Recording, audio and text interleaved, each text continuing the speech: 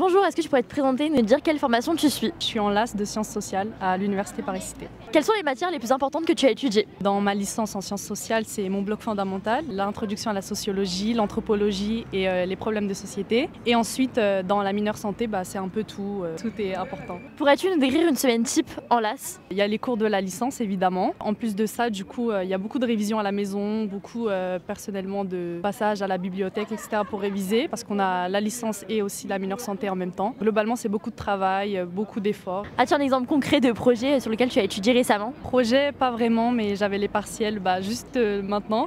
C'était sur les classes sociales, en gros, la sociologie, quoi. Ça s'est bien passé, c'était plus facile que ce que je pensais. Moi, je suis en L1, du coup, c'était mon premier partiel. J'étais un peu inquiète de comment ça allait se dérouler, etc. Mais ça va, les questions, elles sont pas aussi pièges que je le pensais. Quelle spécialité avais-tu en terminale et en quoi elles t'ont aidé? Alors moi, en terminale, j'avais les spécialités SES, sciences économiques et sociales, et SVT. Ça me paraissait un peu logique, ce parcours de LAS, en même temps sciences sociales. C'était un peu le mélange des deux, quoi. Avais-tu hésité avec d'autres formations avant de choisir la LAS? Pas vraiment. Sur Parcoursup, j'avais mis que des LAS, donc j'ai pris celle qui me convenait le mieux, donc voilà. Et qu'est-ce qui t'a motivé finalement à choisir cette LAS? L'école me plaisait bien, et puis ça correspondait bien à mes spé de terminale. Enfin, je voyais ça un peu comme une suite de ce que je faisais déjà, du coup. Comment s'est passée la transition entre le lycée et la faculté? C'était un peu compliqué au début et impressionnant, parce que déjà l'école elle est loin d'où j'habite, etc.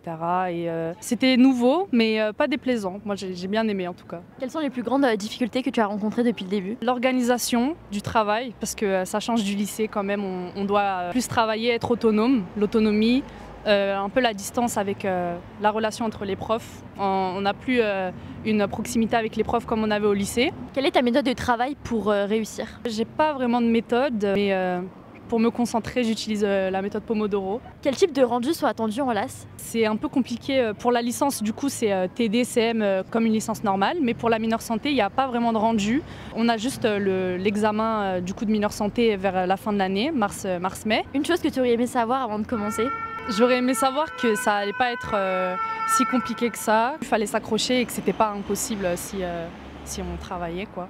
Est-ce que tu peux nous donner un point positif et un point négatif sur ta formation? Un point positif, je dirais que ça permet d'étudier beaucoup de matières différentes. Vu que ma licence et la mineure santé, voilà, elles ont pas trop de liens. Il y a des sciences sociales, mais aussi du coup les sciences scientifiques, on va dire, de l'autre côté.